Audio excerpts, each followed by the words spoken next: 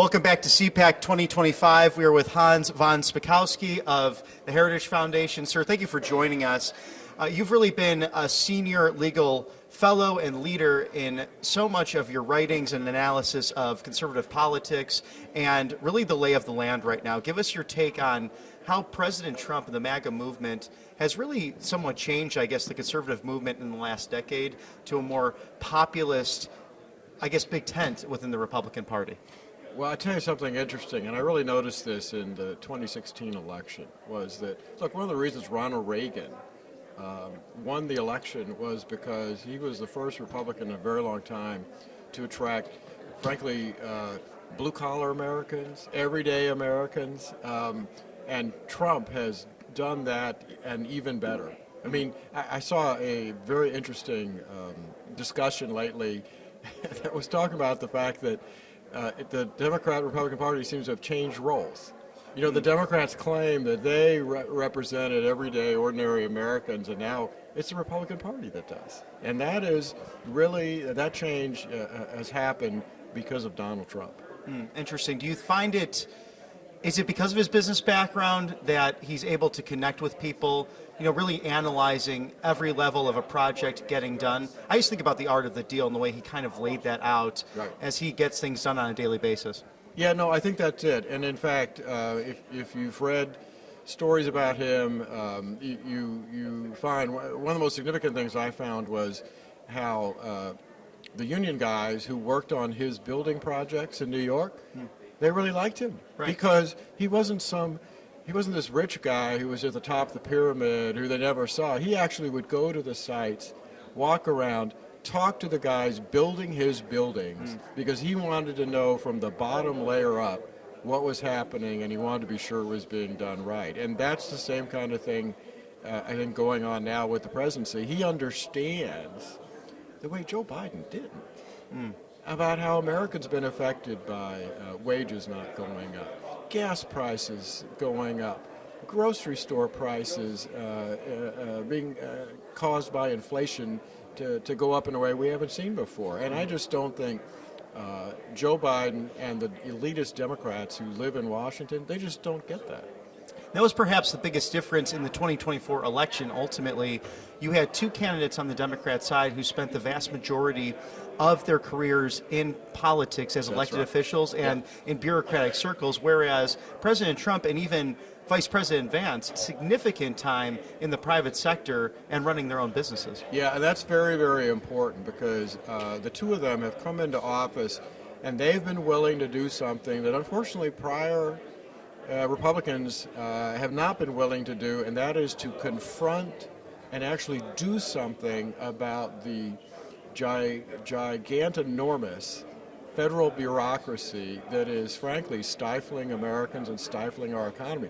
I mean, they're actually firing people. When was the last time we saw anything like that? They're actually trying to cut the budget.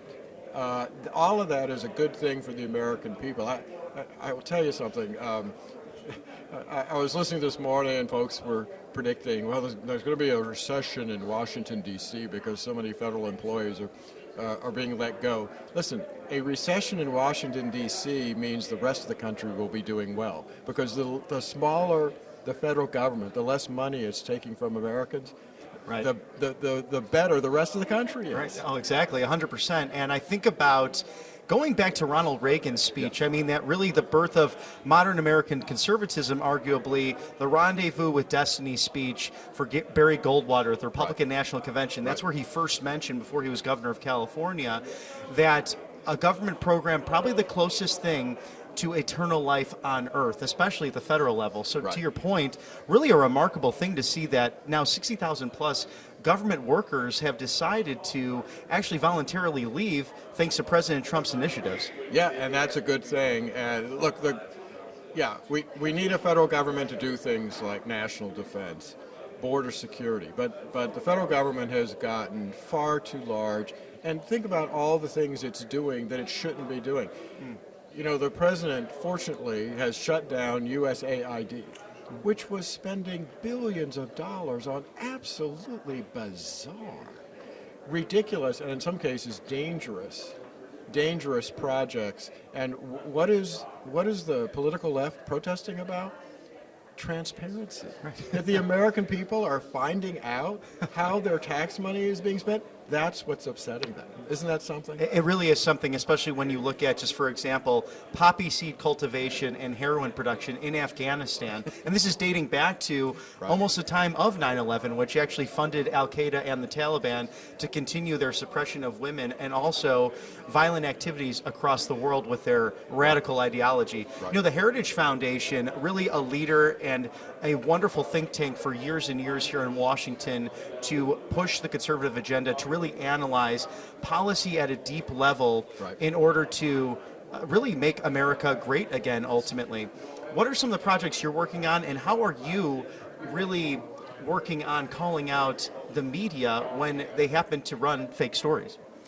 Well, in fact, I have a piece coming out today in the Daily Wire going after Margaret Brennan. As you know, she's the Sunday morning host at Face the Nation, who made the historically absurd claim that it was the First Amendment in Nazi Germany that helped lead to the genocide, which is just so absurd and just ridiculous. So I basically go through and explain what actually happened. And by the way, I know a little bit about this because I'm a son of immigrants. My mother and grandmother lived in Nazi Germany. Wow.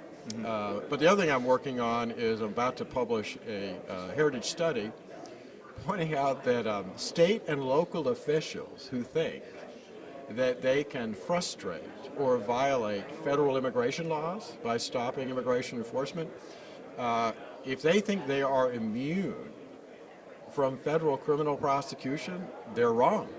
And any state or local official, including a governor, who violates federal immigration law by, for example, harboring, sheltering, hiding illegal aliens, they can be criminally prosecuted by the federal government.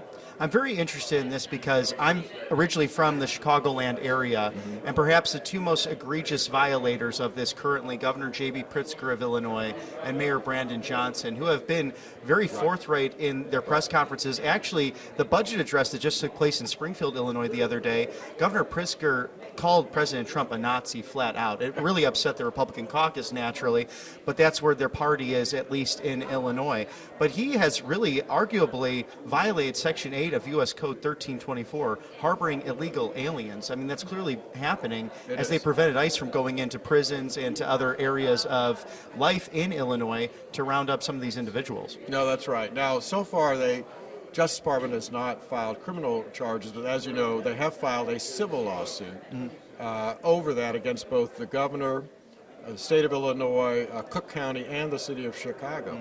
And they're asking a federal judge for an injunction declaring certain laws and sanctuary regulations to be void because they violate federal immigration laws. And if the judges actually follow the Constitution and the law, Pam Bondi, the new attendant, they'll be successful.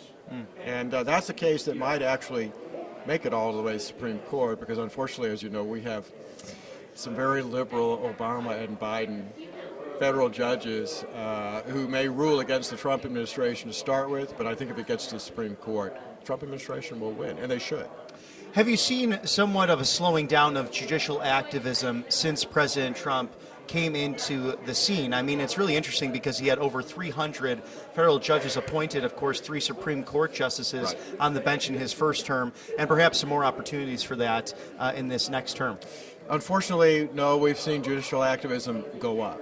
And the reason is that in his first term, President Trump did break the record for the most federal judges getting nominated and confirmed. But unfortunately, Chuck Schumer, as things started not looking good in the fall, and Democrats still control the Senate, they worked to try to break that record. And unfortunately, Joe Biden broke Trump's record by 1 judge. So Joe Biden now, unfortunately, holds the record of getting the most judicial nominees confirmed in a 4-year term of any president in U.S. history. And let me tell you, they're all bad. They are the most left-wing ideological partisans that have ever sat in the federal judiciary. Wow, that's really an incredible statistic. And what would you find was the biggest difference between the Biden administration and the current Trump administration? Well, I'll give you a very specific example. Just before the election, the Justice Department sued several states, including Virginia and Alabama, because they had checked their DMV lists against their statewide voter registration lists, and they found aliens who were registered to vote, which is a violation of federal law. The Justice Department sued them saying, oh, you can't take these aliens off the rolls right before the election. Within the last day, the Justice Department has dismissed and thrown out, for example, the lawsuit filed against Virginia, which clears the way for states to start doing what they should be doing, which is taking aliens off the rolls. And Governor Glenn Youngkin, a lot of credit to his office for staying on the ball with that. And do you find it interesting, sir, that the 31 states President Trump won in the last election happen to be those states with some form of voter identification versus the 19 where Kamala Harris won? That's not a coincidence. Right. That is not a coincidence. And you know, the other thing that a lot of states did, which was a very good move, was that after the 2020 election, many of these states, which had good voter ID laws, the problem was those ID laws only applied to in-person voting. And as you know, we've had this huge increase in people voting by mail. And what a number of states did, including Georgia, which, as you know, was one of the states full of controversy in 2020, they extended their voter ID law to cover absentee ballots. And I think that actually also helped make a big difference in this election. Very interesting.